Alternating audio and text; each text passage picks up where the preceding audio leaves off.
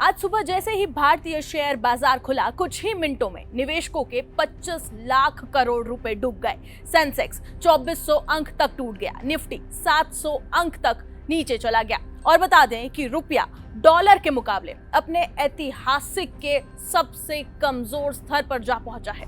और इस समय बता दें कि इस क्रैश के चलते बाजार की ओपनिंग होने के बाद सिर्फ महज 5 मिनट के अंदर ही निवेशकों के 13 लाख करोड़ रुपए से के ज्यादा का जो अमाउंट है वो स्वाहा हो गया है।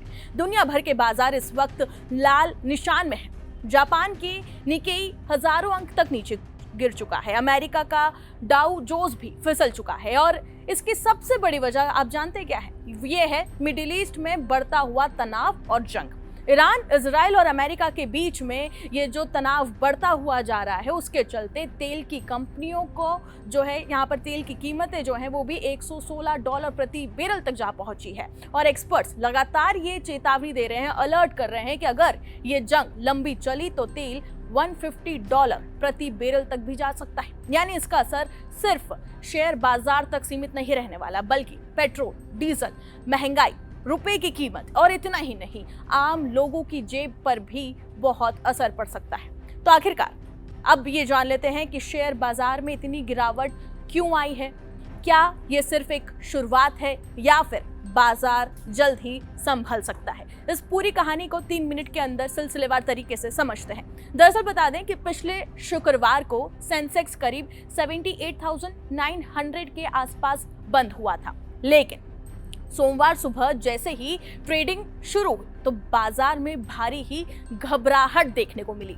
बता दें कि कुछ ही मिनटों के अंदर, यानी कि सिर्फ 5 मिनट के अंदर सेंसेक्स 2400 अंक नीचे जाकर गिरा। और इतना ही नहीं, 76,424 तक ये जा पहुंचा। वहीं निफ्टी 700 अंक तक नीचे गिर चुका है और करीब 23,700 के स्तर पर ये आ गया है। हालांकि शुरुआती गिरावट के थोड़ी देर बाद ही रिकवरी जरूर हुई, लेकिन पूरे दिन बाजार में अनिश्चितता और डर का माहौल बना रहा।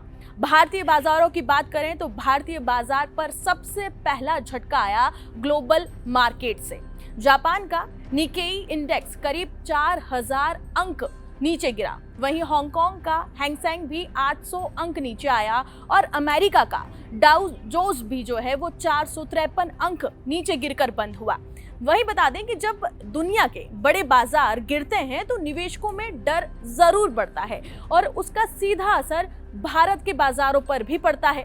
दूसरी ओर बड़ी वजह बता दें कि इसका यह है कि मिडिल ईस्ट में युद्ध चल रहा है। ईरान और इजराइल के बीच संघर्ष और अमेरिका की बढ़ती भूमिका ने दुनिया भर में इस समय ऑयल सप्लाई को लेकर डर पैदा कर दिया है। और इसी वजह से ब्रेड क्रूड ऑयल जो है वो $116 प्रति बैरल तक जा पहुंचा है और सिर्फ 10 दिनों में तेल करीब 60% महंगा हो चुका है। और अगर ये जंग लंबी चली तो एक्सपर्ट्स का लगातार ये मानना है कि तेल $150 तक भी जा सकता है।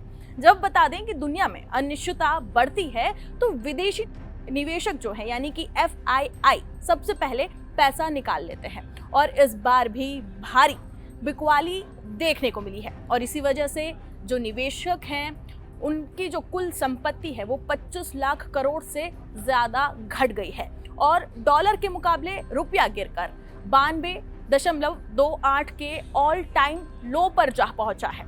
अब समझिए कि इसका आम लोगों पर क्या असर पड़ने वाला है। तो बता दें कि अगर तेल की कीमतें ऐसे ही बढ़ती रही तो भारत में पेट्रोल और डीजल के जो प्राइसेस हैं, जो कीमत है, वो 5 से 6 रुपए प्रति लीटर महंगे हो सकते हैं। महंगाई बढ़ सकती है। इतना ही नहीं, शेयर बाजार में लगातार उतार चढ़ाव जो है वो जारी रह सकता है और इसका असर सोना चांदी पर भी देखने को मिल रहा है। आज सोना बता दें कि 800 रुपए बढ़कर 1.60 लाख प्रति 10 ग्राम और चांदी 2000 रुपए बढ़कर 2.63 लाख प्रति किलो पहुंच गई है। यानी ये बिल्कुल साफ है कि मिडिल ईस्ट की ये जो जंग है वो अब दुनिया की अर्थव्यवस्था को झटका दे रही है। लेकिन बड़ा सवाल यही है कि क्या शेयर बाजार जल्द ही संभलेगा या फिर गिरावट अभी और बाकी है। आपकी इस पूरे मामले को लेकर, इस पूरी स्थिति को लेकर क्या राय है, कमेंट सेक्शन में हमें जरूर बताएं और बाकी तमाम खबरों के लिए जुड़े रहे जी न्यूज़ के साथ।